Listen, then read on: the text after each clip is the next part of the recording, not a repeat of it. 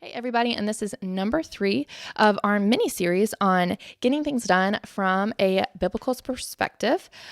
So far, we focused on creating our theme of the year. So basically, that's just our big vision for the year. And so today, what we're going to be doing is talking about our specific habits and how they can help us to meet our goals.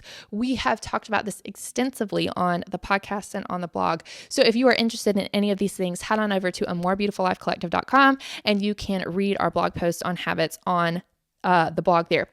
As you do this, you can see that there is a certain order and a certain flow for the way that I create my goals and how I plan habits based on the goals that I have.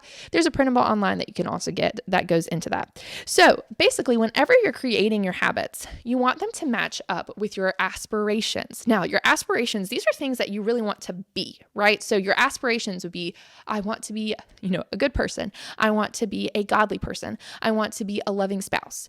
And so what you have to do is you have to set an aspiration for yourself. What do you want to be? And so really, I would recommend going through these different areas of life.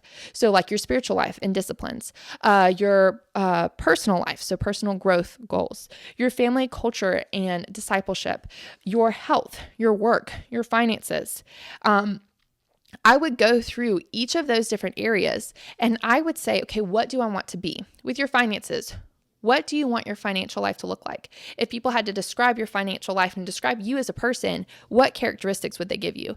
Most of these will be characteristics or character traits. So like with your spouse, do you want to be a loving spouse, a helpful spouse? Do you want to be a committed spouse? All of those things are good, but you can focus on kind of what speaks to you and your situation. And then you set an aspiration for yourself. I want to be this thing. And then what you do over the course of the year is you say, okay, I'm going to set a specific goal that will help me get there. This is really easy to explain using our health. So if you say, I want to be a healthy person, you could say, well, my goal is I want to cook at home 5 nights a week. And that way you're not eating fast food, you're controlling what you're making.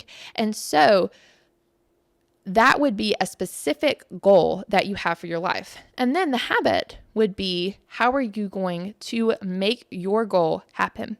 So your habit with this would be you need to meal plan every week. And then at 4 o'clock, you need to start making dinner, or 5 o'clock, or whenever you get home, or you're going to do crock pot meals. And that would be dependent on your situation. If your aspiration is, I want to be somebody who's very active and fit, maybe your goal is, I'm going to run a 5K. And then your habit would be, you're going to run every day. In your personal life, if you're like, I want to be someone who is really knowledgeable about a wide range of subjects, maybe your goal is, I am going to do a reading challenge that gives me certain topics and I have to read 5 books in each of these topics. They actually have a challenge that's called 5x5 reading challenge that goes through those things. If that's the case, then your habit would be every night or every morning, I am going to read 5 pages in a book. So you see how you set your aspiration, and this is a lifelong thing. You will not achieve this in 1 year, and you can't really, because how do you measure how well read somebody is? How do you measure how healthy somebody is? That's kind of tricky, but the goal is how you measure that. So you can say, I checked off, the 25 books I wanted to read this past year, or the 52 books. I have completed the 5K. I have mostly fed my family every 5 weeks, or 5 meals every week. And so as you set these goals, then you can formulate habits. And so that's really the first step. So again, if this is interesting to you, you can go to the blog and you can actually find a printout of the aspiration goals and habits brainstorming sheet. And that will help you to formulate your goals. It also gives you some good ideas of habits and goals. You may know exactly what you want to start including in your life, but you may not really know what aspirations you have for your life. Maybe you don't know what goals you want to meet. And so there is also a idea brainstorming sheet attached to that as well.